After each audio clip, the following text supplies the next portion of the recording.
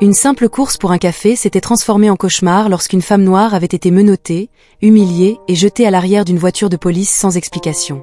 Mais lorsqu'elle avait passé un appel, les officiers avaient réalisé qu'ils venaient de commettre la plus grosse erreur de leur carrière. Que s'était-il passé lorsque la vérité avait éclaté? Ce jour-là, Dawn Mitchell avait ajusté la sangle de son sac à main en cuir alors qu'elle poussait les portes de Brewen Béant, son café préféré du centre-ville de Chicago. Elle avait une longue journée devant elle, des réunions, des examens de cas et une séance de préparation tard dans la nuit pour le prochain procès pour droit civil de son cabinet contre la ville. Mais pour l'instant, tout ce qu'elle voulait, c'était un macchiato au caramel.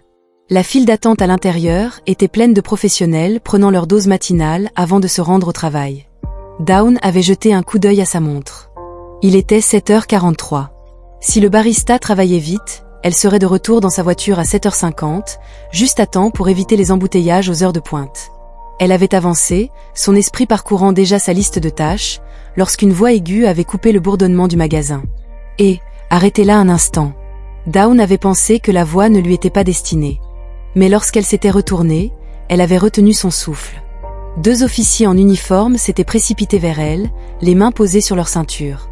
Leurs expressions étaient dures, et son rythme cardiaque s'était accéléré. Confuse, elle avait demandé « Où pouvons-nous nous voir ?» L'officier le plus grand, un homme blanc avec une coupe au bol, avait crié un ordre si fort que tout le café s'était tu. Dawn avait instinctivement froncé les sourcils, levant les mains mais gardant une voix ferme. Que se passe-t-il? Le deuxième officier, un homme trapu avec une barbe rousse, lui avait brutalement saisi le poignet. Vous correspondez à la description d'un suspect que nous recherchons, vous devez venir avec nous. Les mots l'avaient frappé comme une gifle.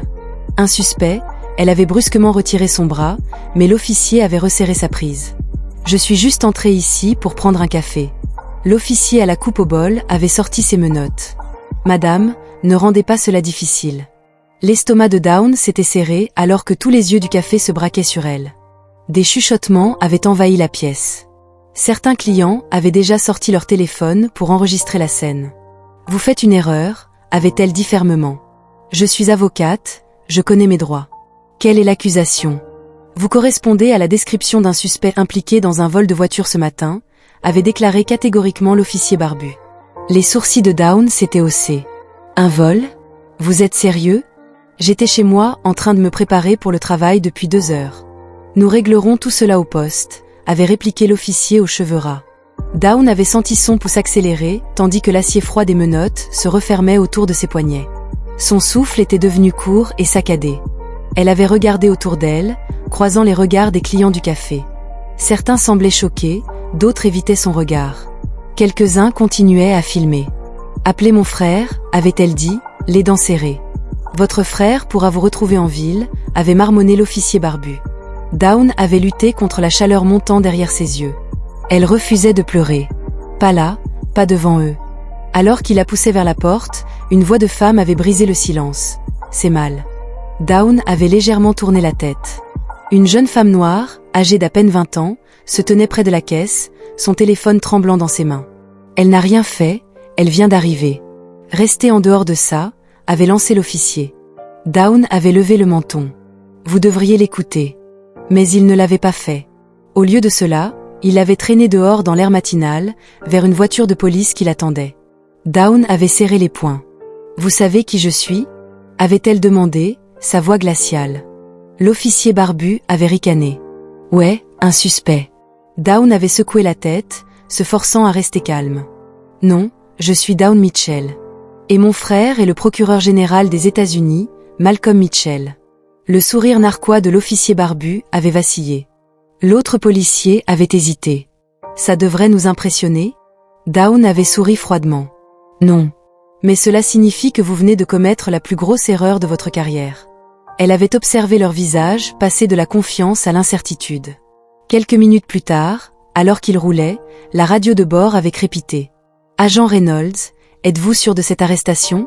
Reynolds avait froncé les sourcils. « Quelle question ? Nous venons de vérifier ses dossiers. Elle est avocate. Et son contact d'urgence est Malcolm Mitchell, le procureur général des États-Unis. » Daniels avait juré à voix basse. Reynolds avait serré plus fort le volant. Dawn, elle, n'avait pas cessé de sourire. « Je vous l'avais dit. » Reynolds avait de nouveau attrapé la radio. « L'agent avait confirmé son adresse. Elle avait dit qu'elle était à la maison ce matin-là. Si c'était vrai, elle n'aurait pas pu vérifier. L'agent avait interrompu sa vidéo de surveillance à domicile. Elle avait confirmé qu'elle se trouvait à l'intérieur de sa résidence au moment du vol signalé. La mauvaise personne. L'officier Daniels avait marmonné quelque chose dans sa barbe. Reynolds avait serré la mâchoire. Que voulez-vous qu'on fasse? Une pause, puis rester là. Dawn avait regardé la voiture s'arrêter à un feu rouge, le poids de leur erreur s'enfonçant dans les deux officiers devant elle. Le silence était presque satisfaisant. Presque. Mais ce n'était pas suffisant. Vous pouvez me détacher maintenant, avait-elle suggéré froidement. Reynolds avait hésité, ses doigts tremblaient près de sa ceinture. Daniels l'avait regardé. Que faisons-nous, mec?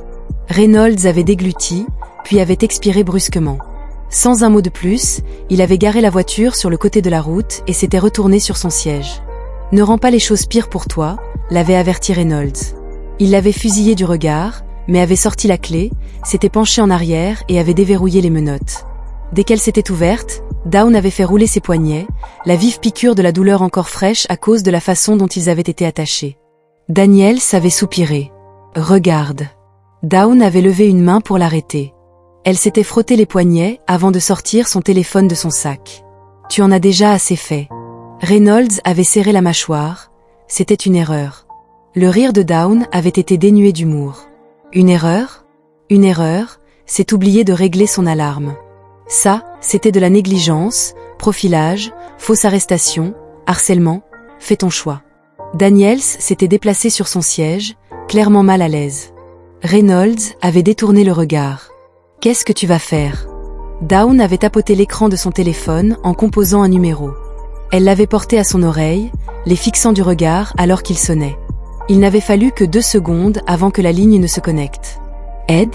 Malcolm Mitchell avait répondu une voix grave. L'expression de Dawn n'avait pas changé. « Malcolm, tu vas vouloir entendre ça. » L'air dans la voiture de patrouille était devenu suffocant. Daniels s'était encore déplacé, des gouttes de sueur s'étaient formées sur sa tempe. Reynolds avait fermé les yeux avant de marmonner. « On est tellement foutus. » Dawn avait laissé le moment s'attarder avant de parler à nouveau. « Ouais, tu l'es. » La tension dans la voiture de patrouille était devenue épaisse, chargée de la réalisation d'une erreur irréversible. L'officier Reynolds et l'officier Daniels s'étaient restés figés, leurs mains raides agrippant le volant et la radio, comme si ces objets pouvaient les ancrer face à la tempête sur le point de frapper. Mais rien ne pouvait arrêter ce qui allait arriver. Dawn avait déjà dépassé l'appel. « Malcolm, avait-elle dit d'une voix calme mais ferme, j'ai été arrêtée injustement. J'ai besoin que tu t'en occupes. » Il y avait eu une pause à l'autre bout du fil, puis la voix de Malcolm Mitchell avait résonné, aiguë et autoritaire. « Où es-tu » Dawn avait jeté un coup d'œil par la fenêtre au panneau de signalisation, ses poignets encore douloureux à cause des menottes. Quelque part sur West Monroe, près du coin de Halstead. Ils viennent juste d'enlever les menottes. Une faible expiration contrôlée était arrivée par le téléphone. « Mets-moi sur haut-parleur. » Dawn n'avait pas hésité. Elle avait appuyé sur le bouton et avait tenu le téléphone en l'air. La petite voiture s'était soudain sentie comme une salle d'audience avec un juge fédéral sur le point de rendre un verdict.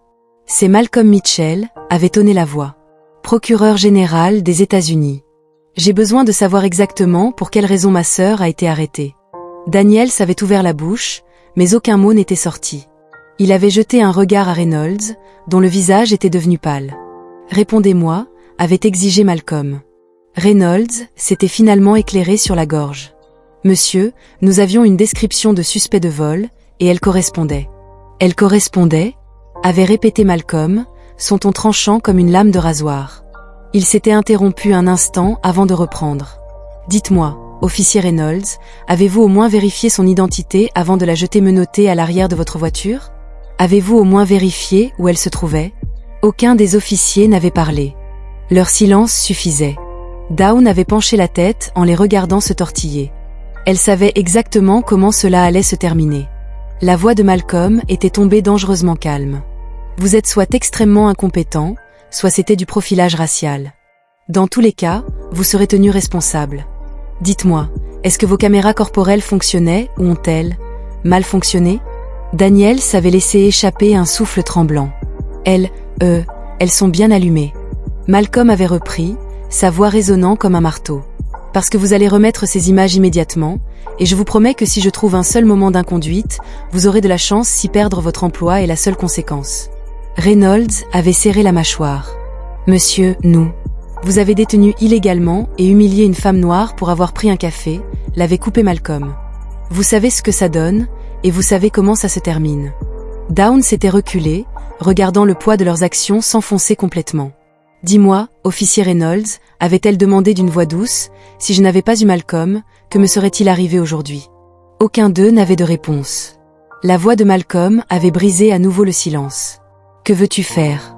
Elle avait tapoté ses doigts contre son téléphone, réfléchissant. Il n'y avait pas de vraie justice là, seulement du contrôle des dégâts. Mais une exposition, une responsabilité publique, pourrait au moins ébranler les fondations. L'aube avait expiré. Je veux une conférence de presse, avait-elle dit, regardant les yeux des officiers s'écarquiller. Aujourd'hui, devant le commissariat. Je veux que le chef de la police soit là, je veux que le maire soit là. Et je veux que ces deux-là se respectent à mes côtés et admettent publiquement ce qu'ils ont fait. Daniel savait pâli. Attends, tu ne peux pas. Oh, je peux, l'avait coupé Dawn, sa voix douce mais inébranlable. Et je vais le faire. Le reste du trajet s'était déroulé en silence. Lorsqu'ils étaient arrivés, la conférence de presse était déjà en train d'être mise en place. La nouvelle s'était répandue comme une traînée de poudre. Les journalistes avaient envahi le bâtiment, caméras prêtes, les micros éteints. Le chef de la police se tenait raide près de l'entrée, son visage sinistre. Dawn était sorti de la voiture en roulant des épaules, son poignet toujours douloureux, mais cela n'avait pas d'importance. Elle avait marché jusqu'au podium, sentant le poids de chaque objectif de caméra sur elle. Elle avait pris une profonde inspiration, puis avait parlé. « Ce matin, j'ai été arrêtée à tort », avait-elle commencé, sa voix stable et forte. « J'ai été menottée, humiliée et jetée dans une voiture de patrouille sans même une enquête de base. Pourquoi? Parce que je correspondais à une description. Parce que j'étais une femme noire debout dans un café. » Des murmures avaient ondulé dans la foule. Elle s'était tournée légèrement, faisant un geste vers les deux officiers debout derrière elle, leur visage raide de honte. Ces officiers ont fait une erreur. Une erreur qui aurait pu me coûter ma liberté. Une erreur qui aurait pu détruire ma carrière, ma réputation, ma vie. Et la seule raison pour laquelle je suis ici aujourd'hui, c'est parce que j'avais le bon nom de famille, les bonnes relations. Mais qu'en est-il de ceux qui ne les ont pas? Les murmures étaient devenus plus forts. Dawn s'était retourné vers les caméras. Combien d'autres ont été arrêtés comme moi?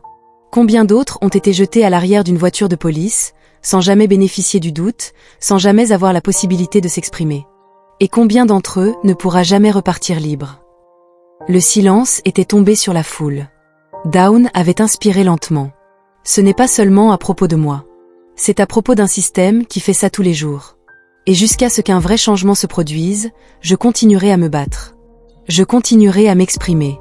Parce que la justice ne vient pas du pouvoir, elle vient de la demande de compte. Les applaudissements avaient commencé lentement, puis étaient devenus un rugissement. Dawn avait reculé en regardant les officiers une dernière fois. Leur tête était baissée, leur carrière ne tenait qu'à un fil. Elle ne se sentait pas désolée pour eux. Elle se sentait désolée pour la prochaine personne qui n'aurait pas un frère comme le sien. Malcolm Mitchell allait passer un seul appel et bouleverser le monde. La conférence de presse était terminée, mais les mots de l'écho de l'aube résonnaient toujours dans la foule. Les caméras clignotaient, les micros bourdonnaient, et les murmures des journalistes rassemblés portaient le poids de quelque chose de plus grand qu'une simple arrestation injustifiée. Ce n'était pas juste un moment, c'était un règlement de compte. Les officiers s'étaient tenus raides derrière elle, leurs visages vides. Ils savaient qu'ils étaient devenus les visages de l'échec systémique. Alors que la foule se dispersait, Dawn avait laissé échapper un lent soupir. Cela aurait dû être une victoire. Mais ce n'en était pas une. Pas vraiment, pas encore. Tu as fait ce qu'il fallait faire. La voix de Malcolm s'était élevée derrière elle. Elle s'était tournée pour trouver son frère debout là, les bras croisés, sa présence aussi puissante que jamais. Il était arrivé juste avant la fin de la conférence de presse, reculant pour la laisser prendre les devants. Il avait toujours su quand se battre pour elle et quand la laisser se battre elle-même. Dawn avait hoché la tête, mais ses épaules étaient restées serrées. Est-ce que le fait que deux flics soient gênés empêche que cela se reproduise? Malcolm avait soupiré en regardant les officiers, qui étaient tirés à part par leurs supérieurs. Non, mais c'est un début. Un début. C'était tout ce que ça avait toujours été. Elle avait roulé ses poignets à nouveau, la douleur encore fraîche des menottes. Tu aurais dû les entendre, ils n'étaient pas désolés. Ils n'avaient pas honte de ce qu'ils ont fait, juste d'eux qui l'ont fait. Si je ne t'avais pas, je serais assis dans une cellule en ce moment. Et personne ne s'en aurait. La mâchoire de Malcolm était serrée. Je m'en soucie. Dawn avait croisé son regard. Et qu'en est-il des gens qui ne t'ont pas passé? Son silence avait été une réponse suffisante. Elle savait que son frère se battait pour des gens comme elle chaque jour. Elle l'avait vu vaincre la corruption, pousser pour des réformes, tenir les gens responsables. Mais pour chaque victoire, il y avait une centaine d'autres batailles qui l'attendaient. Dawn avait passé une main dans ses cheveux. Ils ne vont pas changer. Pas vraiment. Le chef de la police est seulement là parce qu'il le faut. Le maire fera une déclaration soigneusement formulée sur les moments d'apprentissage et les révisions de procédure. Et dans une semaine, tout sera oublié. Malcolm avait soupiré, se frottant l'arête du nez. Alors, que veux-tu faire? Elle avait regardé au-delà de lui, regardant la presse finir de faire ses bagages. Quelques-uns s'attardaient, probablement en espérant une suite, mais la plupart avaient obtenu ce dont ils avaient besoin. Elle pouvait déjà voir les gros titres se former. La sœur du procureur général arrêtée à Delhi. La police sous le feu des critiques après avoir arrêté un avocat des droits civiques. Une erreur d'identité ou un profilage racial. Mais aucun de ces gros titres ne résoudrait le problème. Elle s'était tournée vers Malcolm, ses yeux clairs. Je veux insister davantage, je veux que chaque arrestation injustifiée soit examinée. Je veux de vraies conséquences, je veux des changements de politique. Je veux que le système se détruise et qu'on reconstruise quelque chose de mieux. Malcolm lui avait exprimé un petit sourire. Alors tu te présentes aux élections, hein? L'aube avait reniflé. Pas une chance. Je ne supporte pas la politique. Mais tu aimes la justice. Oui, je l'aime. Malcolm avait posé une main sur son épaule. Alors continue à te battre. Parce que les gens regardent maintenant, Dawn. Ils ont vu ce qui t'est arrivé. Et la prochaine fois que cela arrivera, ils s'en souviendront. Ça, c'est important. Elle avait laissé échapper un lent soupir. J'espère que tu as raison. Ils étaient restés là un long moment, le poids du moment s'installant entre eux.